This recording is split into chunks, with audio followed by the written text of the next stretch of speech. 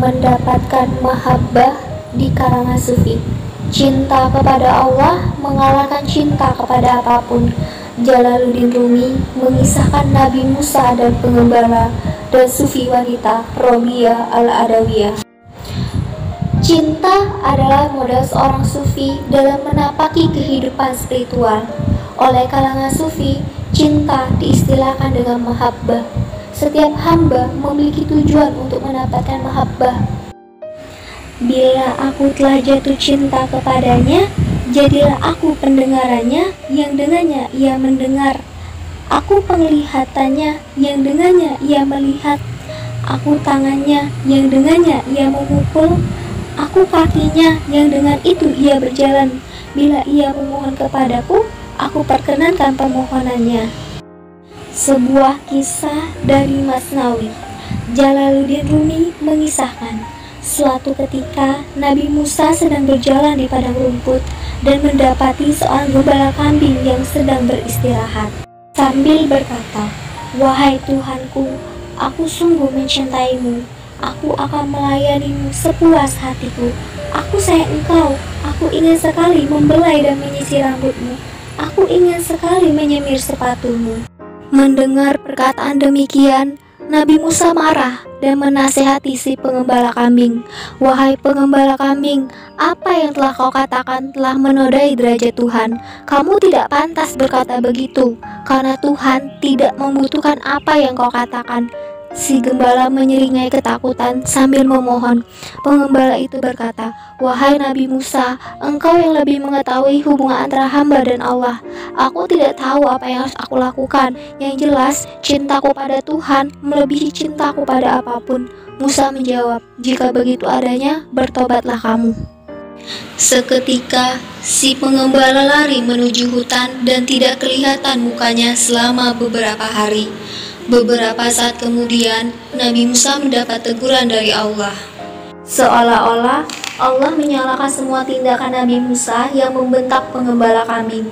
Kemudian Nabi Musa mendengar suara tanpa kalimat yang mengatakan, "Wahai Musa, engkau telah memisahkan antara aku dan hambaku. Pecinta dan yang dicinta tidak dibatasi oleh kata-kata dan kalimat. Pecinta dan sang dicinta tidak terikat ikatan hukum dan formalisasi. Datanglah padanya, sampaikan salamku untuknya. Berbuatlah sesuka dia, sesungguhnya aku sangat mencintai dan ridho kepadanya." Dengar Allah berkata demikian, Nabi Musa dengan kontan meminta ampun dan langsung mencari si pengembala kambing ke padang rumput tempat biasa sang pengembala mengembalakan kambingnya. Tetapi Nabi Musa tidak menemukan si pengembala. Lama dia mencari hingga berhari-hari hingga ia menemukan si pengembala di dalam hutan dalam keadaan bersedih. Dia merintih sedih, tidak bisa meluapkan rasa kasihnya kepada Tuhan. Lalu Nabi Musa mendekatinya. "Wahai pengembala kambing, sesungguhnya Allah telah berfirman kepadaku, berbuatlah sesukamu, karena Allah mencintai dan ridho kepadamu." Dari cerita ini menjelaskan kepada kita bahwa cinta adalah kedudukan seorang hamba yang mengenal Tuhannya. Ia tidak terikat aturan atau sekat lainnya, karena cinta merupakan esensi kedekatan seorang wali. Kita pun bisa melihat sosok sufi wanita yang memiliki cinta mendalam kepada Allah. Dia adalah Robiah Al-Adawiyah. Cintanya kepada Allah mengalahkan cintanya kepada apapun. Cintanya kepada Allah adalah cinta buta. Dia tidak merasa kesepian walaupun hidup sebatang kara. Dia tidak merasa sengsara walaupun hidupnya penuh dengan penderitaan. Dia selalu riang gembira karena hati dan jiwanya selalu terkiblat pada Allah.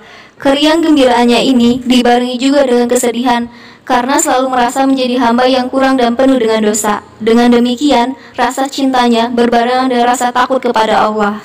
Dikisahkan bahwa sejak kanak-kanak, ia telah hafal Al-Quran, sangat rajin beribadah, dan hidup sederhana. Konon, pada saat terjadinya bencana perang di Basrah, ia dilarikan penjahat dan dijual kepada keluarga Atik dari suku Qais, Banu Adawiyah. Dari sini, ia dikenal dengan Al-Khaisyah atau Al-Adawiyah. Ia bekerja keras pada keluarga ini, namun kemudian dibebaskan karena tuannya melihat cahaya yang memancar di atas kepala Robiah dan menerangi seluruh ruangan rumah pada saat ia sedang beribadah.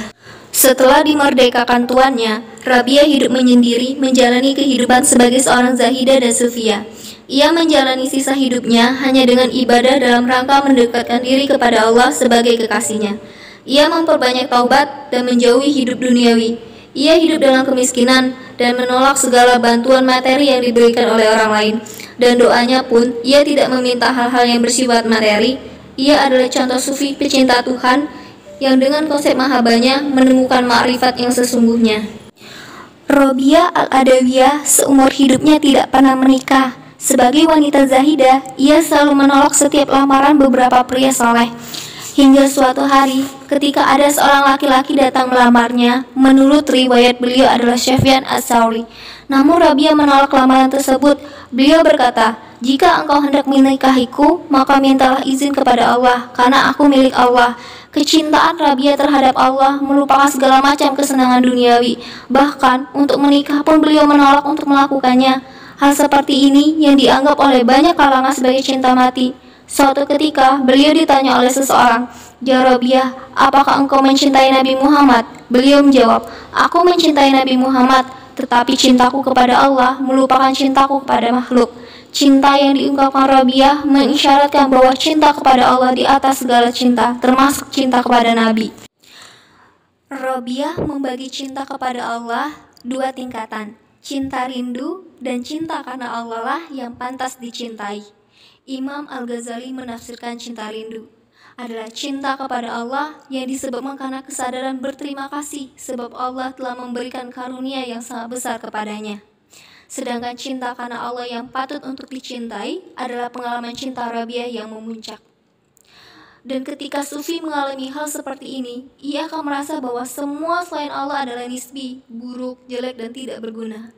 Yang baik, agung, cantik, indah, sempurna, dan selalu memberikan manfaat hanya Allah semata saja. Robiah Al-Adawiyah pernah berkata, "Ya Allah, jika aku beribadah kepadamu karena takut siksa neraka, maka bakarlah aku di dalam api neraka.